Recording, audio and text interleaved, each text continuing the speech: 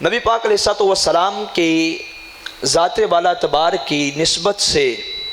اللہ عز و جل نے جن ہستیوں کو بلند و بالا مقام عطا کیا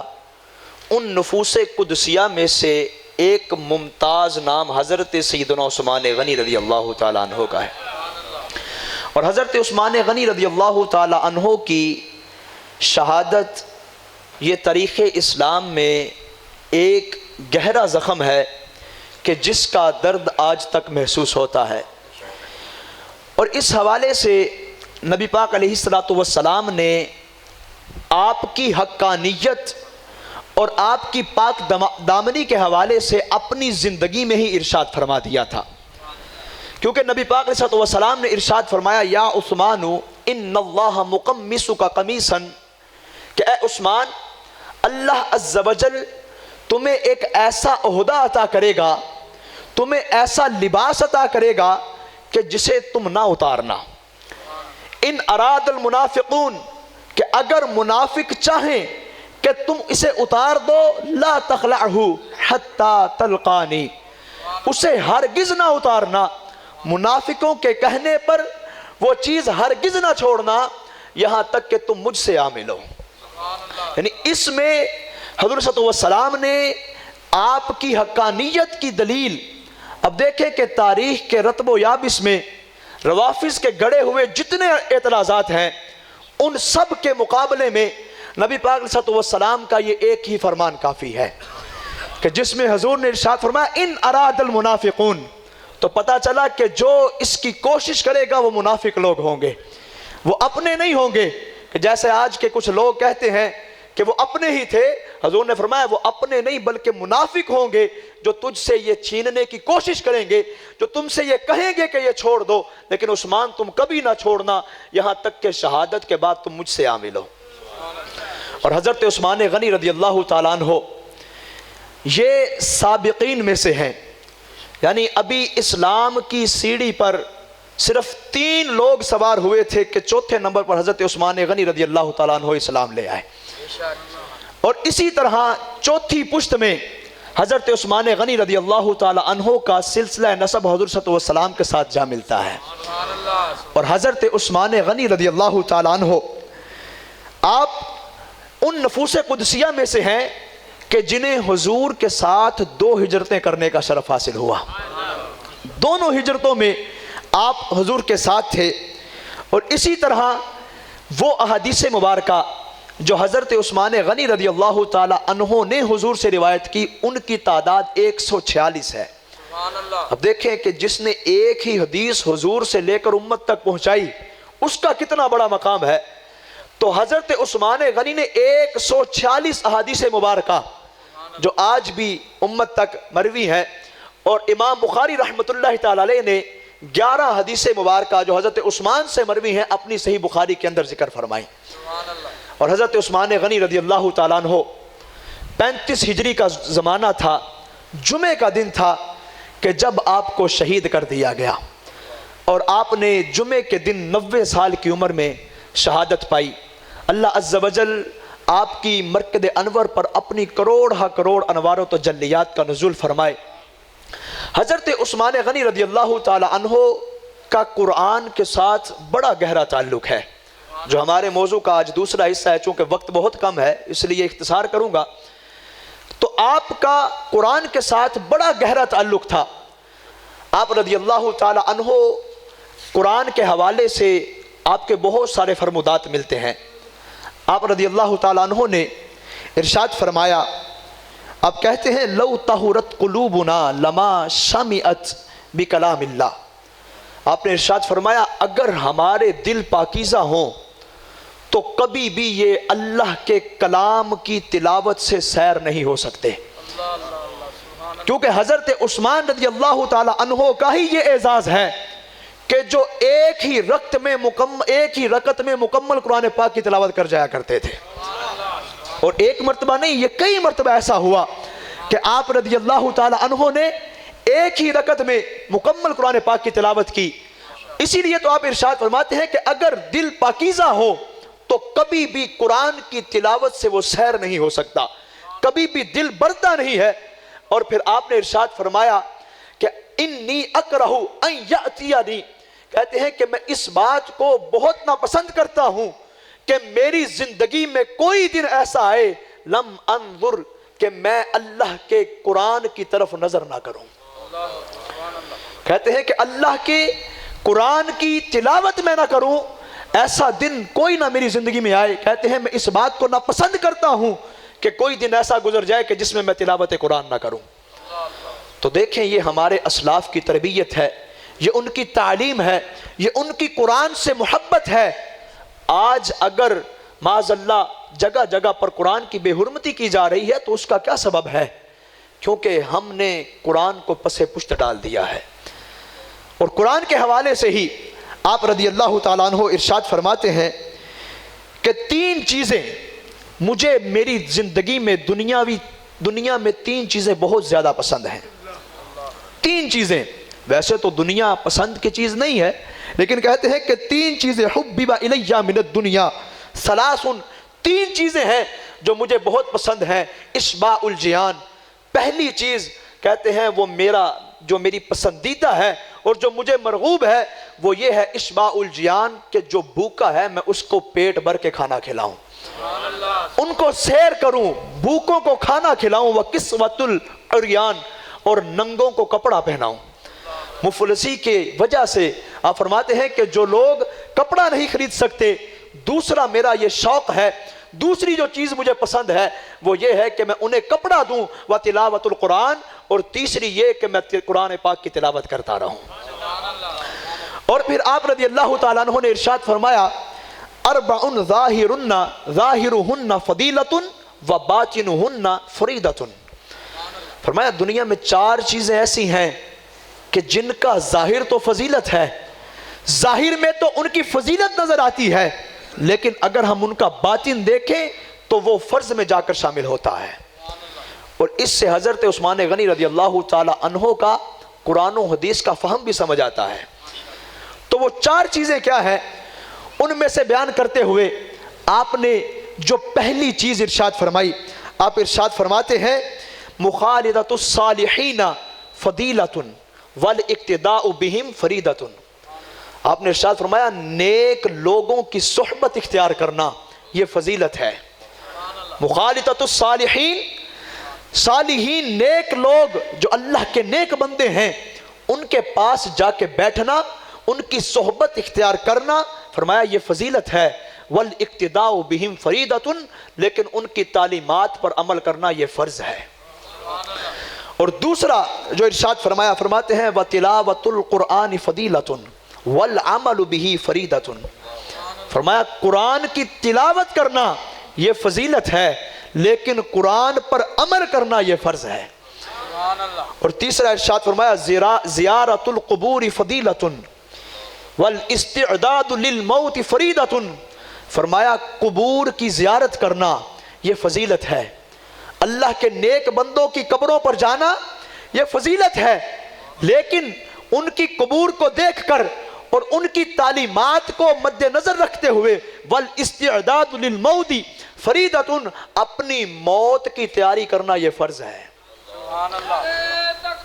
اللہ اکبر، یا رسول اللہ، یا غوث اعظم، یا نبی یا نبی یا نبی یا نبی یا علی۔ اور آپ نے جو چوتھی چیز ارشاد فرمائی، آپ ارشاد فرماتے ہیں عیادۃ المریض فضیلۃ واتخاذ الوصیۃ منہم فریضۃ، فرمایا کسی مریض کی عیادت کرنا یہ فضیلت ہے، یہ اچھا کام ہے، اس سے بندے کو ثواب ملتا ہے، لیکن فرمایا اسے دیکھ کر اس سے وصیت اور نصیحت حاصل کرنا، فرمایا فریضۃ، یہ بندے کی ذات پر فرض ہے کہ بندہ جب کسی بیمار کو دیکھے تو اس بات کی وصیت اور نصیحت اس سے حاصل کرے کہ آج یہ چارپائی پر لیٹا ہوا ہے لیکن اللہ نے مجھے صحت عطا کی ہے، میں چل پھر رہا ہوں، میں کھا پی رہا ہوں، تو فرمایا اس کی بیماری کو دیکھتے ہوئے اس کی بیماری سے یہ نصیحت حاصل کرنا کہ آج یہ بیمار ہے لیکن میں تندرست ہوں، قبل اس کے کہ میں بیمار ہو جاؤں مجھے اللہ کو یاد کر لینا چاہیے، اللہ کی عبادت کر لینی چاہیے۔ تو فرمایا یہ 4 چیزیں ہیں کہ ظاہری طور پر تو شریعت نے ہمیں ان کی فضیلت بتائی ہے، لیکن اگر باطن میں جانکے تو ہر چیز کی فضیلت کے پیچھے ایک فرضیت چھپی ہوئی ہے۔ تو یہ آپ کا قرآن و حدیث کا فہم ہے، اور آپ رضی اللہ تعالی عنہ کی وہ ذات کہ جن کے بارے میں زبان رسالت صلی اللہ علیہ وآلہ وسلم سے کثرت کے ساتھ احادیث کا ورود ہوا، اور آپ کی شان میں بہت ساری قرآن پاک کی آیتیں نازل ہوئیں۔ حضرت عثمان غنی رضی اللہ تعالی عنہ کے حوالے سے مسند ابی یعلا کی حدیث مبارکہ کہ جسے حضرت جابر رضی اللہ تعالی عنہ روایت کرتے ہیں، آپ کہتے ہیں کہ رسول اللہ صلی اللہ تعالی علیہ وآلہ وسلم نے ارشاد فرمایا، عثمان بن عفان ولیجی فی الدنیا و ولیجی فی الآخرہ۔ فرماتے ہیں کہ نبی پاک صلی اللہ علیہ وسلم نے ارشاد فرمایا، عثمان بن عفان دنیا میں بھی میرے ولی ہیں اور آخرت میں بھی میرے ولی ہیں۔ کیسا منفرد انہیں حضور نے مقام عطا فرمایا کہ یہ دنیا میں بھی میرے دوست ہیں، دنیا میں بھی میرے ولی ہیں اور آخرت میں بھی میرے ولی ہیں۔ اور حضرت عبداللہ بن عمر رضی اللہ تعالیٰ عنہ کی وہ روایت کہ جسے امام ابن عساکر نے اپنی کتاب کے اندر ذکر کیا، آپ کہتے ہیں کہ حضرت عبداللہ بن عمر رضی اللہ تعالیٰ عنہ سے روایت ہے، قال رسول اللہ صلی اللہ تعالیٰ علیہ وآلہ وسلم لی کل نبی فی امتہ خلیل ان خلیلی عثمان۔ آپ فرماتے ہیں کہ نبی پاک صلی اللہ علیہ وسلم نے ارشاد فرمایا کہ ہر نبی کا اس کی امت میں کوئی نہ کوئی خلیل ہوا کرتا ہے، ان خلیلی عثمان، اور میری امت میں میرا خلیل جو ہے وہ عثمان ہے۔ اور امام ترمذی نے جامع ترمذی کے اندر جو روایت ذکر کی، اور امام حاکم نے اپنی مستدرک کے اندر حضرت طلحہ رضی اللہ تعالی عنہ کی روایت سے اب ذکر کرتے ہیں کہ نبی پاک صلی اللہ علیہ وسلم نے ارشاد فرمایا، لِكُلِّ نَبِيٍّ رَفِيقٌ فِي الْجَنَّةِ، ہر نبی کا جنت میں کوئی نہ کوئی ساتھی ہے۔ اللہ نے ہر نبی کا جنت میں ایک رفیق بنایا ہے، وَإِنَّ رَفِيقِي فِيهَا عثمان، اور اللہ نے جنت میں میرا ساتھی حضرت عثمان کو بنا دیا ہے۔ دیکھیں کیسے نبی پاک صلی اللہ علیہ وسلم کی زبان مبارکہ سے آپ کی شان کا بیان ہوا، اور کتنی حدیث مبارکہ کہیں حضور ولی ارشاد فرما رہے ہیں، کہیں خلیل ارشاد فرما رہے ہیں، اور کہیں رفیق ارشاد فرما رہے ہیں۔ اور حضرت عثمان غنی رضی اللہ تعالیٰ عنہ وہ ہیں کہ جنہوں نے کثرت سے نبی پاک صلی اللہ علیہ وسلم سے اپنی زندگی میں جنت کو خریدا، کئی مرتبہ، ایک مرتبہ نہیں کئی مرتبہ۔ حضرت عثمان غنی رضی اللہ تعالیٰ عنہ کی زندگی میں جب جنگ تبوک کا موقع آیا، یہ وہ جنگ تھی جو سب سے دور جا کے لڑی گئی، اور اس میں مال بھی ظاہر ہے پھر زیادہ چاہیے تھا۔ تو جب جنگ تبوک کے لیے فنڈ ریزنگ کی گئی